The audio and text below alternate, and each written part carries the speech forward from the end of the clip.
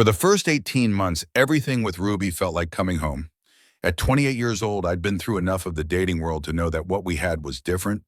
It was easy. We fell into a rhythm that felt comfortable and safe. We'd spend weekends hiking trails just outside the city, our conversations flowing as effortlessly as the streams we crossed. We'd cook complicated recipes in my small kitchen, laughing as we inevitably messed something up and had to order pizza. She was 26, vibrant, and had this incredible way of making the most mundane moments feel like an adventure. When she smiled, it was like the whole room got a little bit brighter. I truly thought she could be the one. Our relationship was built on what I thought was a solid foundation. We talked about the future, about careers, about where we saw ourselves in 5 years. We had inside jokes that nobody else would ever get, and we knew each other's coffee orders by heart. It was the little things, the way she'd leave a book on my nightstand that she thought I'd like, or the way I'd make sure the pantry was always stocked with her favorite ridiculously spicy chips. On the surface, if you looked at us, you'd see a perfect couple. And for a long time, I saw that too. But sometimes when things are quiet, you start to notice the cracks. They were small at first, almost invisible. A casual question that felt a little too sharp, a glance that lingered a second too long. It started with my phone. If it buzzed on the coffee table while we were watching a movie, her eyes would flick down to the screen. It was just a micro expression, a flicker of something I couldn't quite name, but it was there. At first I brushed it off. We all get curious, right? But then it started happening more often. Who was that? She'd ask, her tone light, but the question itself felt heavy. Just my buddy from college, I'd say. And it was always the truth. She'd nod and smile and the moment would pass. But it left an echo. A few weeks later, I was texting my sister, planning a surprise for our mom's birthday. Ruby walked into the room and I instinctively angled my phone away, just a natural privacy reflex. I didn't even think about it. But she saw it. Her face tightened for just a split second. "What are you hiding?" she asked, trying to make it sound like a joke. I laughed it off, just planning world domination with my sister. I showed her the text and she relaxed, but the incident stuck with me. It felt like I was being audited. The trust I thought was the bedrock of our relationship seemed to have these invisible fault lines running through it. She never accused me of anything directly. It was more subtle than that. It was a constant low-level hum of suspicion that I was starting to feel in my bones. The feeling of being watched, even when I was doing nothing wrong. And it was exhausting. What she didn't know was that I carried a scar from a past relationship that had taught me a brutal lesson about trust and money. And that scar had a name. It was a dormant, secret Facebook profile I had created 3 years ago when I was 25. I called it my debt account. It sounds cynical, I know, calculating, but you have to understand where I was coming from. My previous girlfriend had been a master of manipulation. Our relationship revolved around her financial emergencies. First, it was her car breaking down. I paid for the repairs. Then she was a few hundred short on rent. I covered it. It escalated slowly until I was helping with her student loan payments, convinced I was investing in our future together. The moment I lost my job in a round of layoffs and the money dried up, so did her affection. She was gone within a month, leaving me with a depleted savings account and a heart full of gravel. The betrayal wasn't just about the money. It was about the realization that her love had been entirely conditional. I had been a wallet, not a partner. The experience shattered me. It made me paranoid. So in the aftermath, I did something that felt like self-preservation. I built a firewall. I went on Facebook and created a whole new identity. Not a catfish profile with a fake name or a model's picture. It was me. My name, my photos. But a version of me who was drowning. I spent a few weeks carefully curating a history of financial ruin. I backdated posts complaining about the crippling weight of student loans.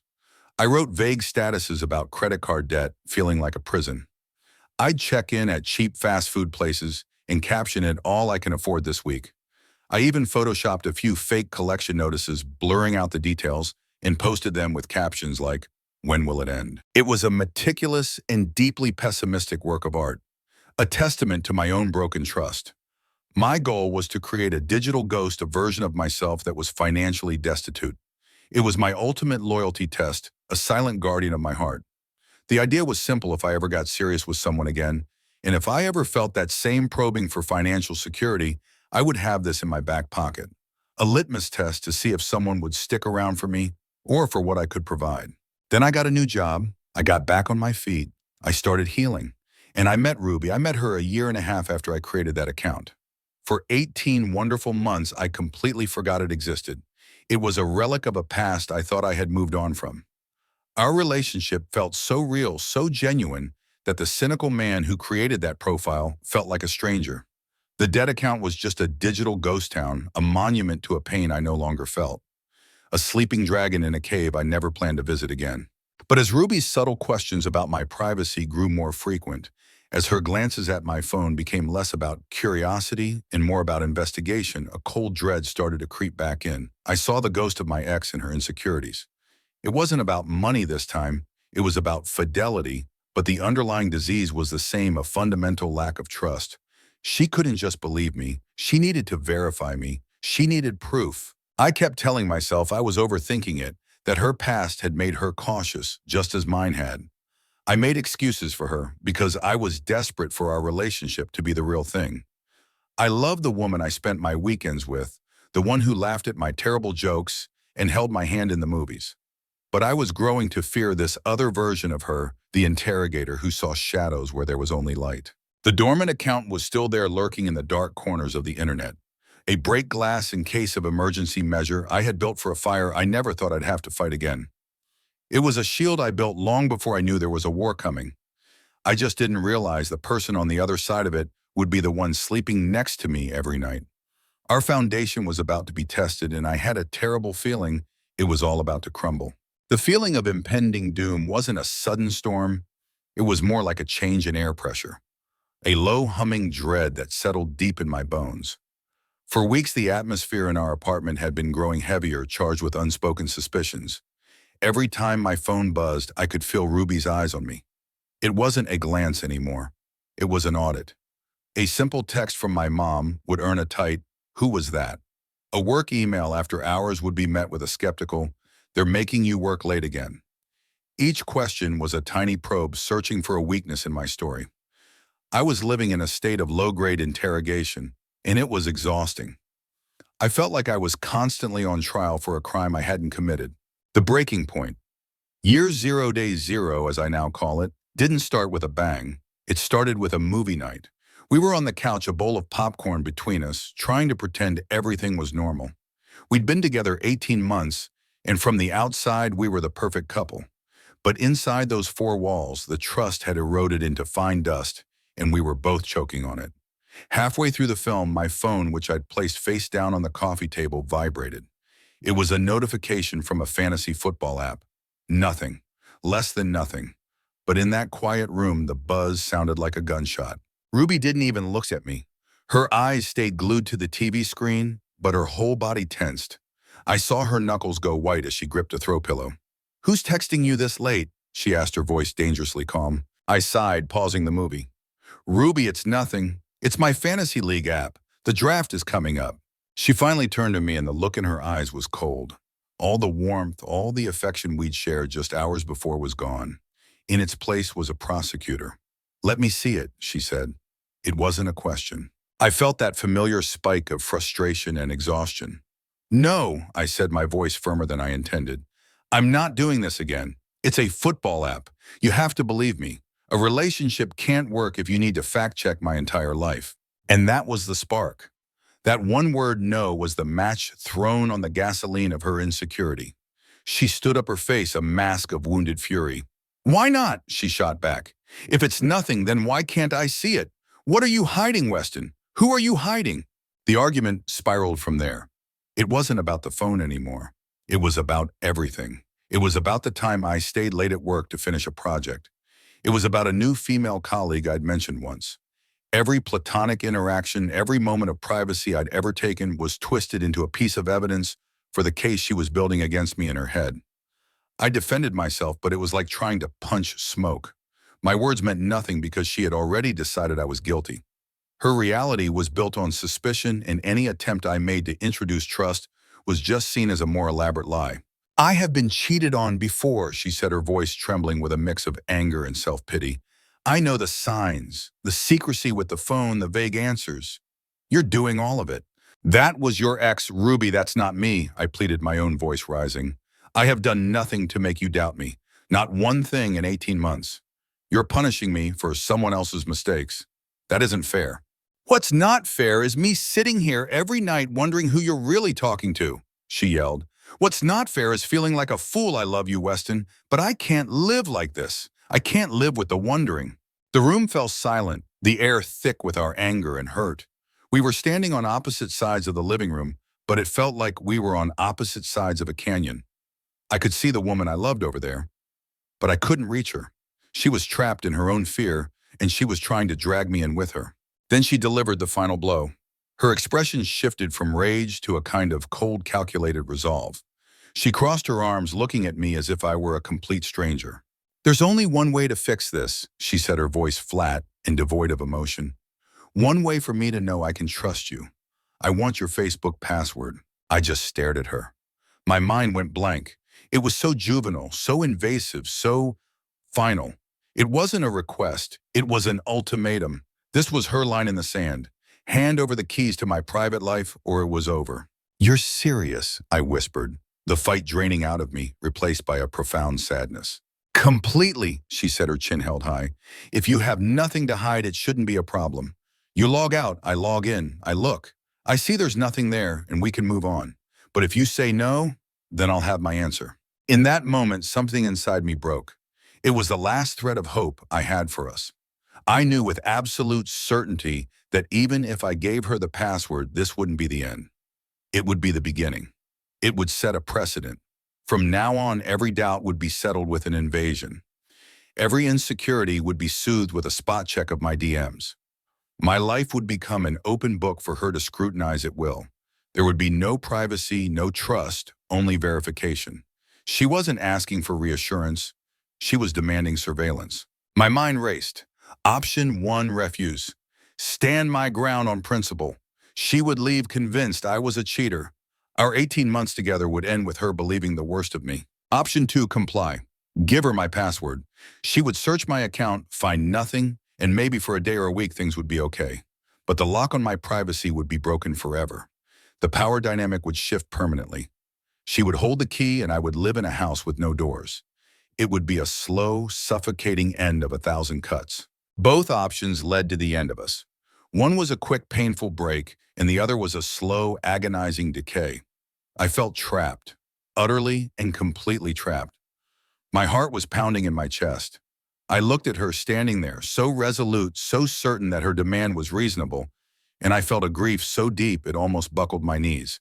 And then, a flicker, a memory from a darker time, a ghost from 3 years ago. The debt account. It rose up from the depths of my mind like a long submerged shipwreck. The firewall, the loyalty test, the break glass in case of emergency. I had built for a different woman, a different betrayal, but for the exact same disease, a love that was conditional. My ex's love was conditional on my bank account.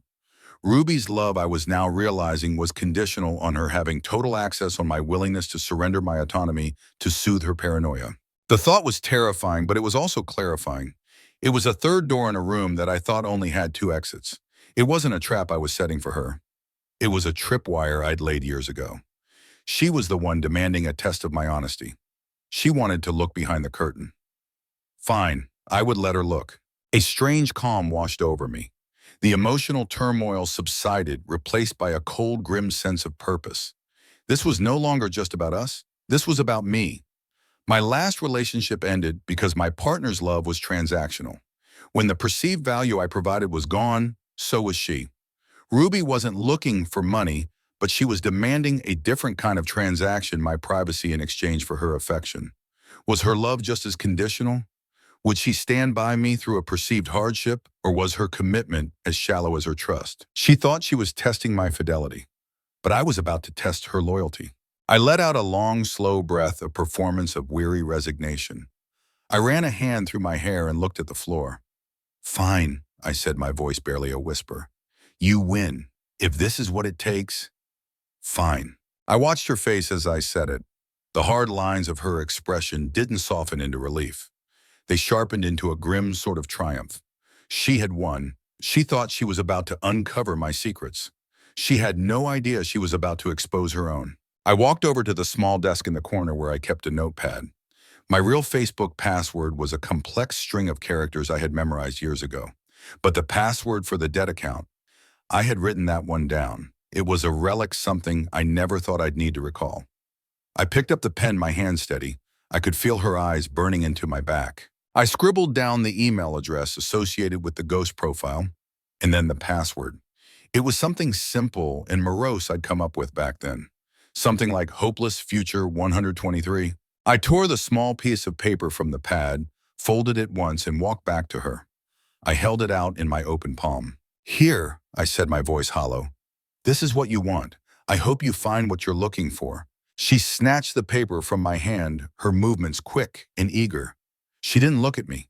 Her eyes were fixed on that little piece of paper, her prize. She immediately turned and walked over to her laptop on the dining table. The click of her opening the screen was the only sound in the apartment. I just stood there in the middle of the living room, feeling like a ghost in my own life. I watched her sit down, her back to me. I heard the frantic tapping of her fingers on the keyboard as she typed in the credentials. There was a pause, a click of the mouse, and then silence. A heavy, profound silence. The test was now active. The dragon was awake. And I had no idea if our world was about to be saved or if it was about to be burned to the ground. I didn't move. I couldn't. I just stood there, rooted to the floor, listening to the suffocating silence that had swallowed our apartment. Every second stretched into a minute. I could hear the hum of the refrigerator, the distant groan of traffic outside, the sound of my own blood pounding in my ears. I imagined what she was seeing. She wasn't scrolling through flirty comments or suspicious friend requests. She wasn't finding secret conversations with another woman. No, she was taking a walking tour through a 3-year-old museum of misery that I had painstakingly designed. She was discovering a version of Weston Green who didn't exist. A man drowning in fabricated debt. I could picture the posts spaced out realistically over the years. A vague status update from 2 years ago. Well, that's another $1,000 I'll never see again. Thanks, student loans. A shared article from a year back about the crushing weight of credit card interest with my own comment, "Tell me about it." She would be scrolling through my private messages, not with lovers, but with a fake profile I had made for a cousin named Mark. In those messages, she would find the motherlode. She would see me confessing to Mark the full, horrifying scope of my financial ruin. I had even created a fake spreadsheet screenshot for dramatic effect. The total at the bottom, the number I'd calculated to be both shocking and tragically believable for a 28-year-old, was $87,450. That was the number, the breaking point, the final exam question. I waited for the explosion, the screaming, the accusations, the righteous fury. "You lied to me," she would yell. "For 18 months, you let me believe you were stable." I braced myself for the storm, but it never came. Instead, I heard another sound. The soft, deliberate click of her laptop closing, then the scrape of the chair as she stood up. I still didn't turn around. I just listened to her footsteps as she walked past me into the bedroom. I heard a drawer open, the rustle of a bag. A minute later, she walked back out, her purse over her shoulder, her car keys in her hand. She still hadn't said a word to me. She walked right past me toward the front door. It was only then that I finally turned. "Ruby?" I asked, my voice sounding weak, foreign. She stopped with her hand on the doorknob, her back still to me. For a moment, I thought she was going to leave without a single word. Then she spoke. Her voice was flat, devoid of all emotion. It was colder than the silence had been. "I'll arrange a time to get the rest of my things," she said.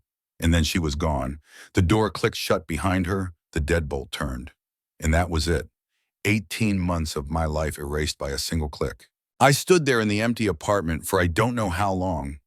My phone buzzed in my pocket, and I knew what it was before I even looked. A single text message from her.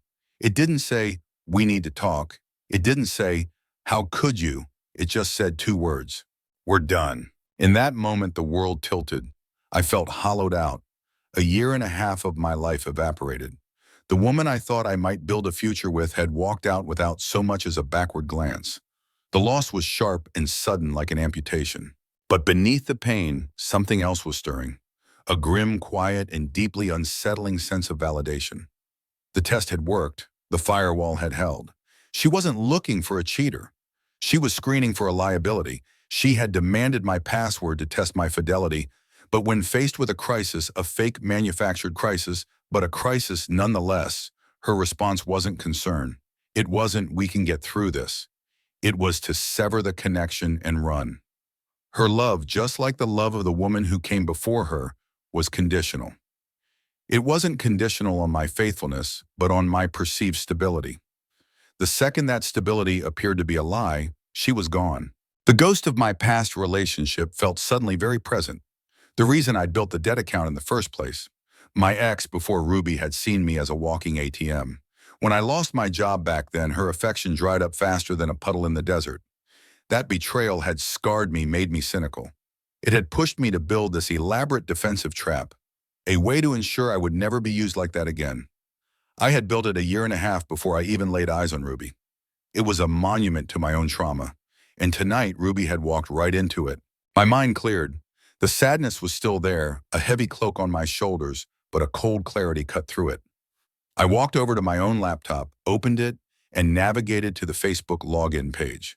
I typed in the credentials for the debt account.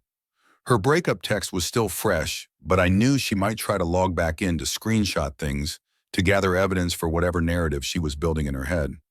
I went to the settings to security, and with 3 clicks I changed the password. The test was over, the door was shut, her access was permanently and irrevocably denied. The days that followed were strange.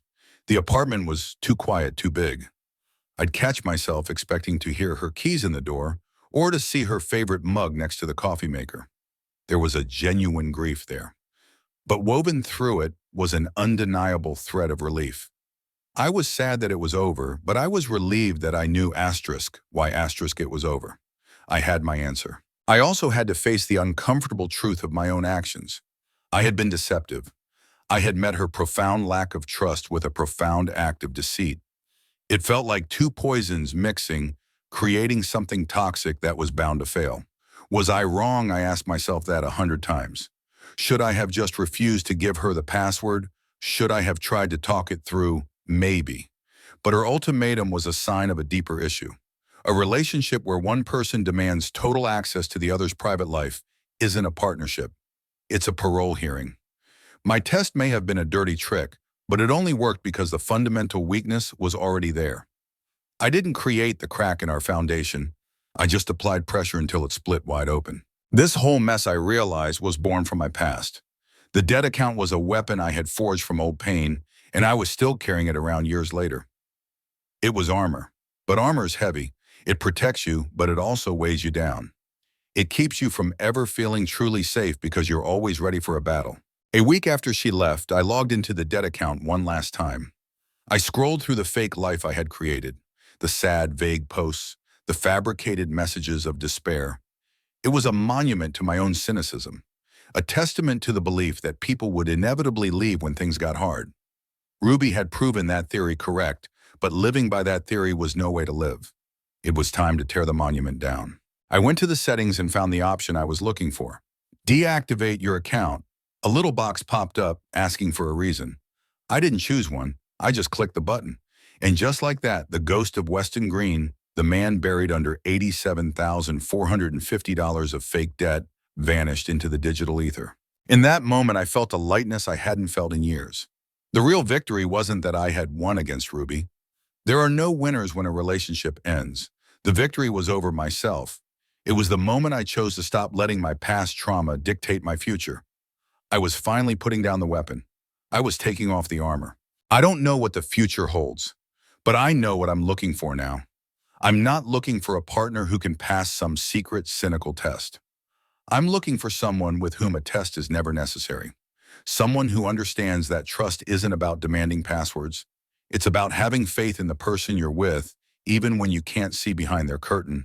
The relationship with Ruby is over. The debt account is gone. For the first time in a long time, I'm moving forward unburdened, not just from her, but from the person I used to be. And that feels like the only victory that truly matters.